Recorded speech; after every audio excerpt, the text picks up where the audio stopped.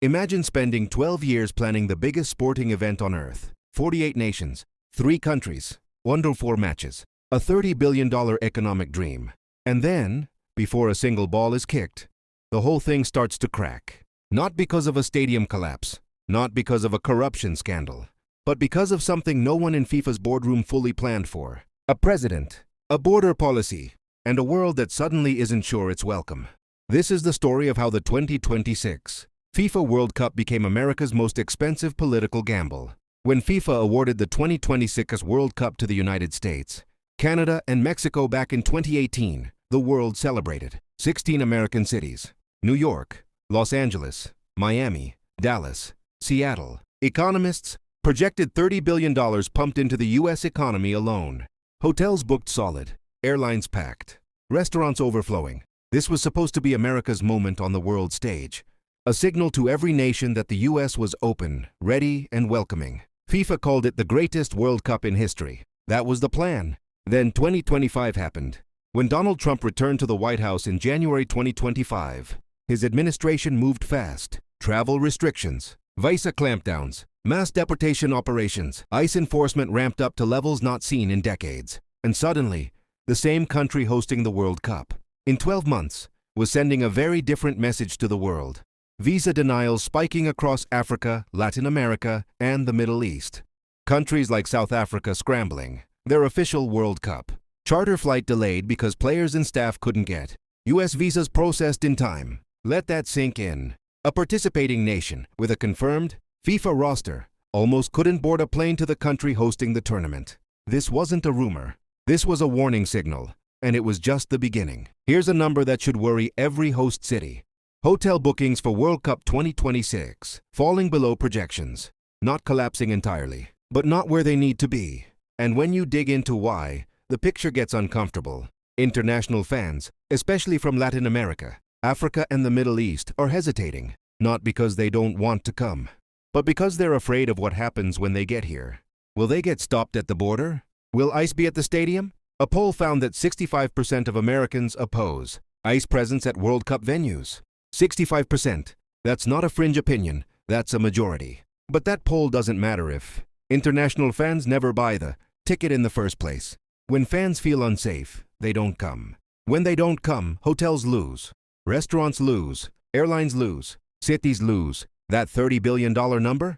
It starts shrinking fast. Let's talk about the visa problem, because it's more serious than most people realize.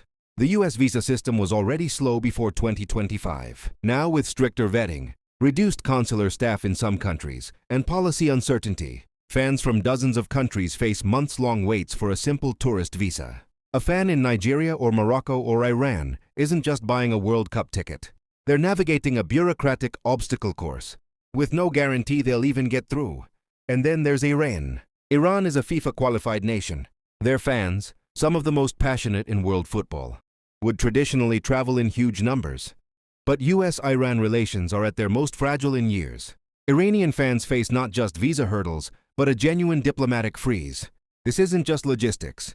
This is geopolitics colliding with football. FIFA has contractual obligations to ensure all participating nations, fans can attend. If the U.S. can't guarantee that, the legal and reputational fallout could be massive. There's another group of fans who are asking serious questions before they book.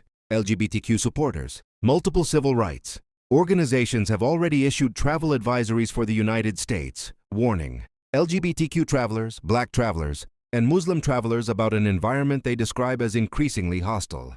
These aren't conspiracy theories. These are formal advisories from respected legal and civil rights bodies.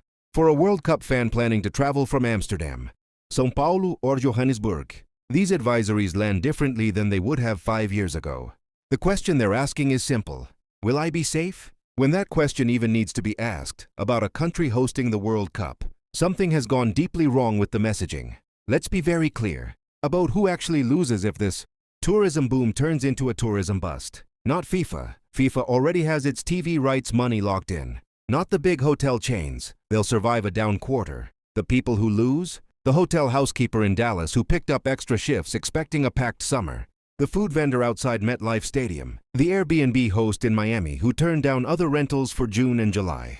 the small restaurant owner in Seattle who hired 3 extra staff. These are real people, real livelihoods, and they're the ones absorbing the damage of a political decision made thousands of miles away. The irony? Many of them voted for the same policies now hurting their businesses. So where does this go from here? 3 possibilities. Scenario 1, managed correction. The State Department quietly fast-tracks World Cup visas. FIFA and US Soccer issue coordinated reassurances. Hotel bookings recover in the final weeks. The tournament happens. It's imperfect, but it works. America moves on. The $30 billion dream lands closer to $20 billion. Scenario 2, the domino effect. One high-profile incident. A fan detained at the border. An LGBTQ traveler harassed.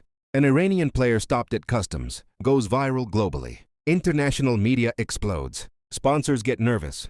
Host cities face protests. The tournament becomes a PR catastrophe, even if the football is brilliant. The economic damage is real and lasting. Scenario 3, escalation. A diplomatic flashpoint, possibly involving Iran or another sanctioned nation, forces FIFA into an impossible position. Lawsuits, political pressure. Possible partial relocation of matches to Canada or Mexico. This scenario is unlikely, but it's no longer unthinkable. Here's what this really is. It's not about one tournament. It's not even about $30 billion. It's about a fundamental question that the world is watching. America, answer in real time. Can you be both the most powerful nation on earth and a welcoming host? Can you enforce your borders and open your doors? Can you be America first and still run the world's most global event? For decades, the United States sold itself as the world's ultimate destination. The beacon, the dream, the place everyone wanted to reach. That brand, that soft power, is worth more than any single economic projection. And right now, that brand is taking damage. Not fatal damage, not yet, but the kind that compounds, quietly, invisibly, until one day, you realize the world has started choosing somewhere else. The 2026 World Cup will happen. The stadiums will fill, at least partially. The goals will be scored. The trophy will be lifted. But here's the question history will ask. Was this the World Cup that showed America at its best? Or was this the moment the world started quietly, politely, reconsidering America? That answer isn't written yet. But every visa denied, every fan who stays home, every empty hotel room, is one more word in that story. If you found this valuable, subscribe to Global Power Pulse. Because the world doesn't stop moving, and neither do we.